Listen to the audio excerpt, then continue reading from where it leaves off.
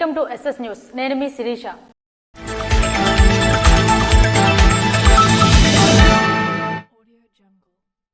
బుధవారం కోటబొమ్మాలి ఎన్టీఆర్ భవన్లో పర్యాటక శాఖ అధికారులతో కింజరాపు అచ్చెన్నాయుడు సమీక్షా సమావేశం నిర్వహించారు.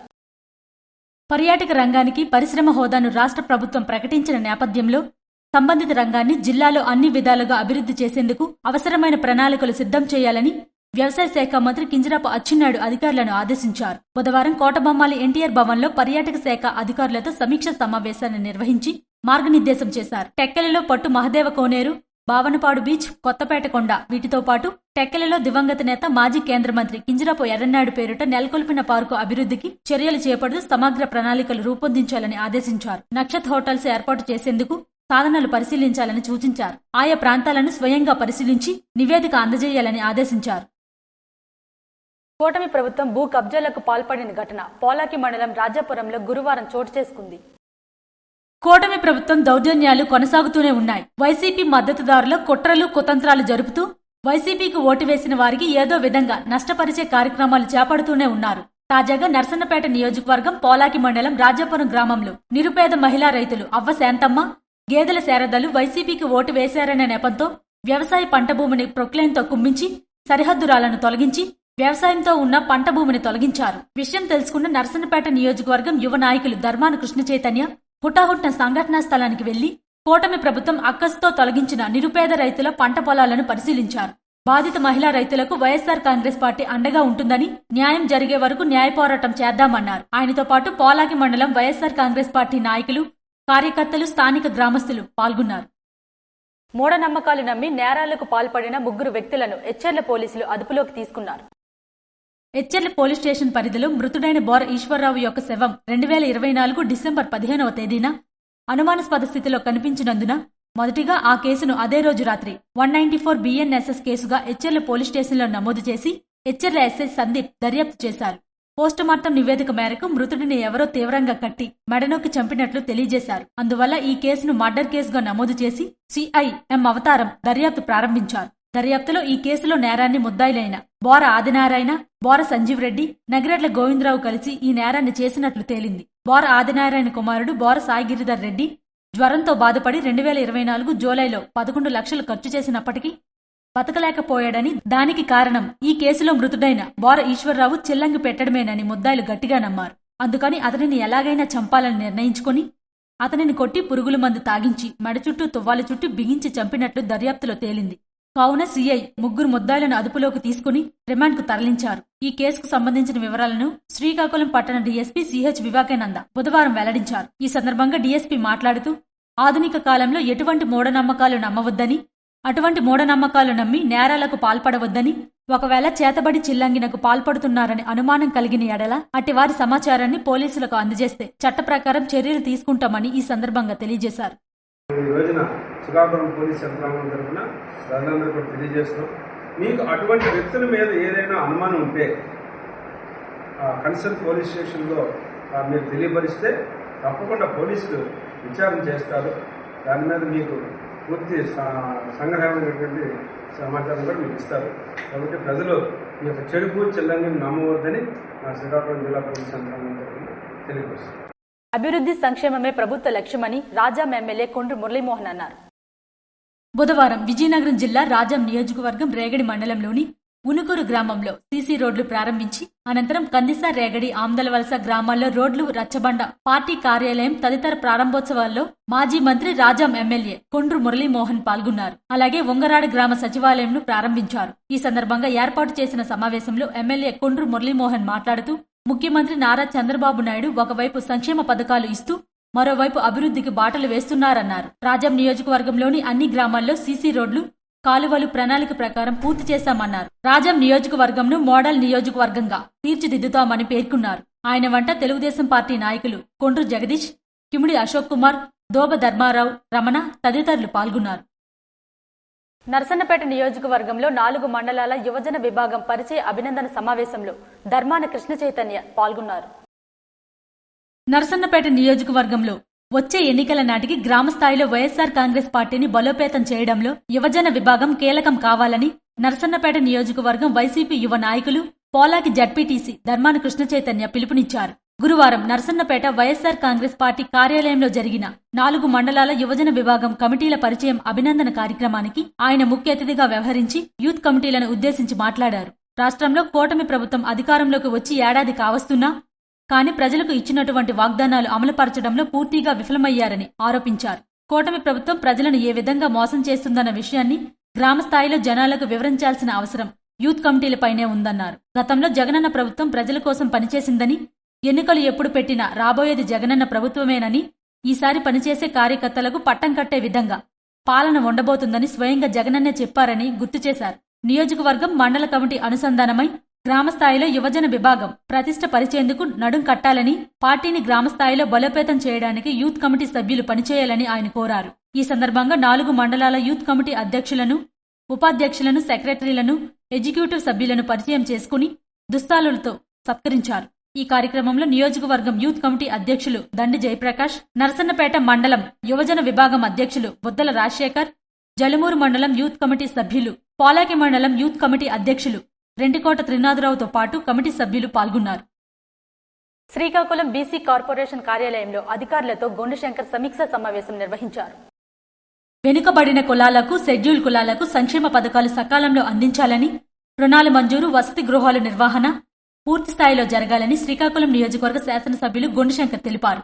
శ్రీకాకుళం బీసీ కార్పొరేషన్ కార్యాలయంలో అధికారులతో సమీక్షా సమావేశం నిర్వహించారు. ఈ సమీక్షా సమావేశానికి బీసీ సంక్షేమ అధికారులు, ఎస్సీ సంక్షేమ శాఖ అధికారులు, బీసీ కార్పొరేషన్ ఆఫీసర్లు, ఎస్సీ కార్పొరేషన్ ఆఫీసర్లు పాల్గొన్నారు. ఈ సందర్భంగా ఎమ్మెల్యే శాఖల వారీగా సమీక్ష నిర్వహించారు. అనంతరం ఎమ్మెల్యే మాట్లాడుతూ బీసీ, ఎస్సీ రుణాలు అర్హులైన వారికి న్యాయంగా అందించాలని, మరి ఆర్థిక పురోగాభివృద్ధికి సహకరించే విధంగా జరగాలని అన్నారు. బీసీ వసతి గృహాలు, ఎస్సీ హాస్టల్స్ విద్యార్థులకు ఆహ్లాదకరమైన వాతావరణంలో పరిస్థితులు కల్పించాలని, ఎటువంటి ఇబ్బందులు లేకుండా నిర్వహణ చేయాలని పేర్కొన్నారు. ఈ కార్యక్రమానికి 4 శాఖల అధికారులు పాల్గొన్నారు. నిరుద్యోగులైన యువతి యువకులకు ప్రభుత్వం కల్పిస్తున్న ఉద్యోగ అవకాశాలు సద్వినియోగం చేసుకోవాలని మామిడి గోవిందరావు పేర్కొన్నారు.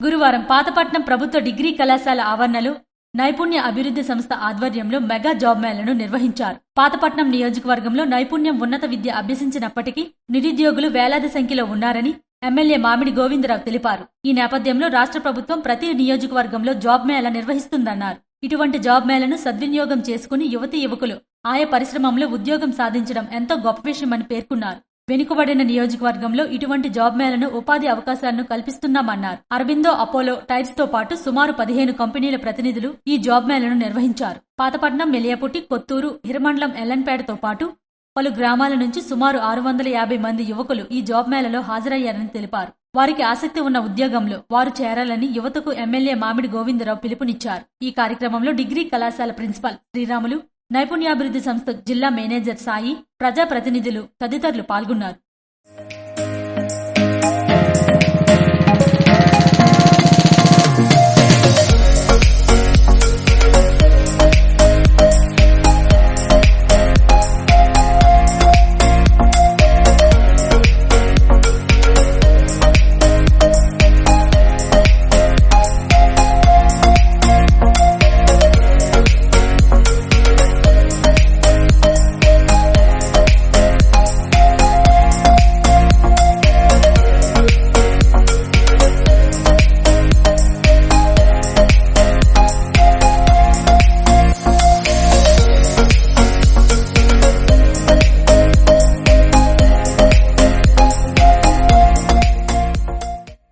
గుమ్మడం పంచాయతీ గుమ్మడం గ్రామంలో 2025-26 ఆర్థిక సంవత్సరం గ్రామీణ ఉపాధి పనులను మజ్జి రామ్మూర్తి ప్రారంభించారు.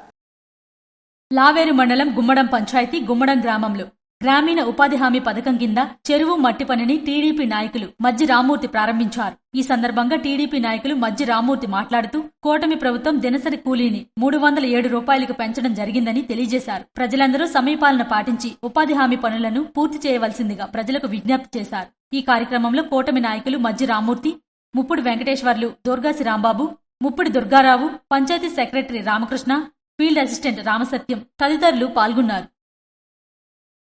కంచిలి మండలం పెద్ద కొజ్జీరియా గ్రామానికి చెందిన ఓ కౌలు రైతు పురుగుల మందు తాగి ఆత్మహత్యకు పాల్పడ్డాడు.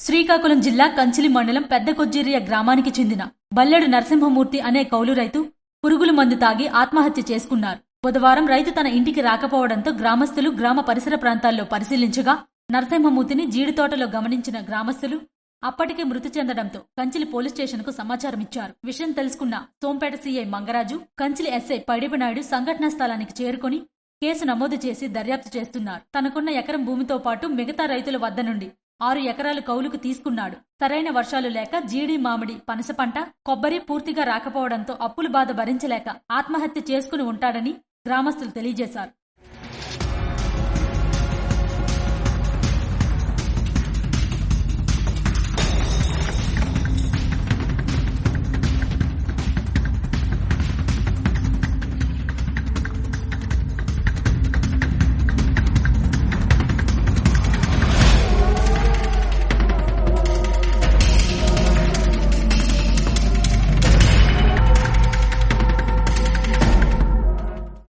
మందస మండలం బాగాపురం హరిజన వీధిలో భారీ కింకోబ్రా హల్చల్ చేసింది.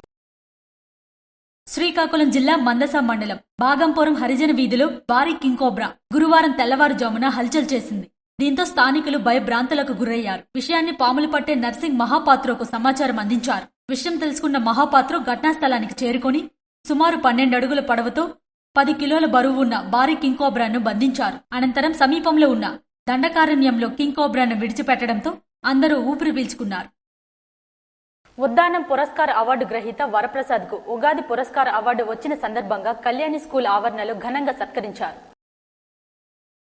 ఉద్దానం పురస్కార అవార్డు గ్రహీత మృదంగ ప్రొఫెసర్ వంతలకోట వరప్రసాద్ కు ఉగాది పురస్కార అవార్డు వచ్చిన సందర్భంగా Kaviti Kalyani English medium school ఆవరణలో ఘనంగా సత్కరించారు. ఈ సందర్భంగా కరెస్పాండెంట్ రాజేష్ మాట్లాడుతూ ఉద్దానంలో ఇంత మంచి ప్రొఫెసర్ ఉండడం మనకు గర్వకారణమని పేర్కొన్నారు. ఈ సందర్భంగా మృదంగ ప్రొఫెసర్ ప్రసాద్ విద్యార్థులను ఉద్దేశించి మాట్లాడుతూ సంగీతం మనో వికాసానికి నాంది అని, మానసిక ఒత్తిడి తగ్గిస్తుందని, ఎంత అలసటలో ఉన్నా ఆక్సిజన్లా పనిచేస్తుందని అన్నారు. విద్యార్థులందరూ సంగీతంలో పాల్గొనడం వల్ల మానసిక స్థైర్యం పెరిగి విద్యలో ఉంటారని పేర్కొన్నారు.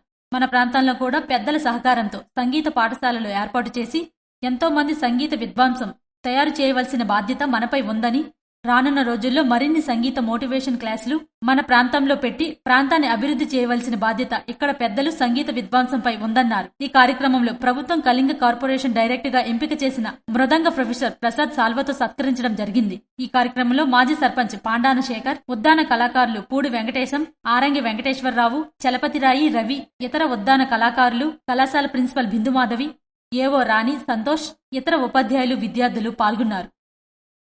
టెక్కెలిలోని ఓ ప్రైవేట్ స్కూలు ప్రభుత్వ నిబంధనలను అతిక్రమించింది.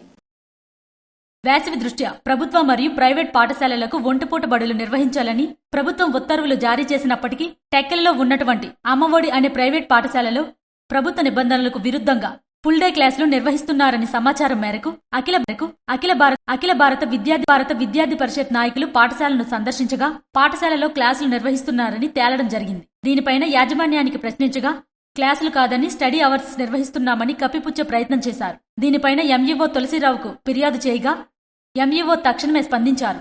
టెక్కెలిలో ఉన్నటువంటి ప్రభుత్వ మరియు ప్రైవేట్ పాఠశాలలకు నోటీసులు జారీ చేసినప్పటికీ క్లాసులు ఎలా నిర్వహిస్తున్నారని ప్రశ్నించడం జరిగింది. ఎండ తీవ్రత ఎక్కువగా ఉండడం వల్ల పిల్లలకి ఏమైనా జరిగితే ఎవరి బాధ్యత అని పాఠశాల యాజమాన్యాన్ని ప్రశ్నించారు. ఇందుకు ఫోకేష్ నోటీసులు అందజేస్తామని హెచ్చరించడం జరిగింది. ఉదయం 7:45 నుండి సాయంత్రం 4 వరకు క్లాసులు నిర్వహిస్తూ విద్యార్థుల ఆరోగ్యంతో చెలగాటమాడుతున్నారని, దీనిపైన అధికారులు స్పందించాలని అఖిల భారత విద్యార్థి పరిషత్ రాష్ట్ర కార్యవర్గ సభ్యులు సిరిపల్లి మదన్ కుమార్ డిమాండ్ చేశారు.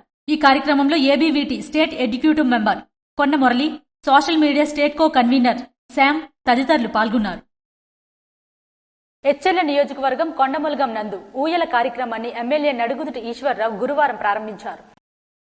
స్త్రీ మరియు శిశు సంక్షేమ శాఖ ఐసీడీఎస్ ప్రాజెక్టును రణస్థలం సీడీపీఏ సిహెచ్ ఝాన్సీ ఆధ్వర్యంలో గురువారం రణస్థలం మండలం సిహెచ్సి కొండములగం నందు ఊయల కార్యక్రమాన్ని ఎచ్చెర్ల ఎమ్మెల్యే నడుగుదుటి ఈశ్వర్రావు ప్రారంభించారు. ఈ సందర్భంగా ఎచ్చెర్ల ఎమ్మెల్యే మాట్లాడుతూ పసిపిల్లలను వద్దనుకుంటే ఊయలలో వేసి రక్షించండి. ఆడపిల్లల్ని, అనారోగ్యవంతుల్ని, అంగవైకల్యం కలవారిని లేదా అవంచిత గర్భం వలన పుట్టిన పసిపిల్లలను వద్దనుకుని వారిని చెత్త కుండీలు, ముళ్లపొదలు లేదా బయట పారవేయకుండా ఈ ఊయలలో వేసి రక్షించండి. వారిని స్త్రీ మరియు శిశు సంక్షేమ శాఖ వారి శిశు గృహంలో రక్షించి పిల్లల కొరకు దరఖాస్తు చేసుకున్న తల్లిదండ్రులకు చట్టబద్దంగా దత్తత ఇవ్వడం జరుగుతుంది. ఈ కార్యక్రమానికి ముఖ్య అతిథిగా విచ్చేసిన ఎమ్మెల్యే సిహెచ్సిలో బాలింతలను పరామర్శించి పండ్లను పంపిణీ చేశారు. పసిపిల్లలకు 6 నెలల వరకు తల్లిపాలు మాత్రమే పెట్టాలని, వాటి ఉపయోగాలను ఎమ్మెల్యే ఎన్ఈఆర్ వివరించారు. ఈ కార్యక్రమంలో పిసిని జగన్నాథ నాయుడు, దన్నాన సత్యబాబు, సిహెచ్సిఎస్ మాజీ chairman Veliseti Suresh, hospital director Dannana Swamy తదితరులు పాల్గొన్నారు. ఇవి ఈనాటి వార్తలు. మరిన్ని వార్తలతో మళ్ళీ కలుద్దాం. చూస్తూనే ఉండండి SS న్యూస్.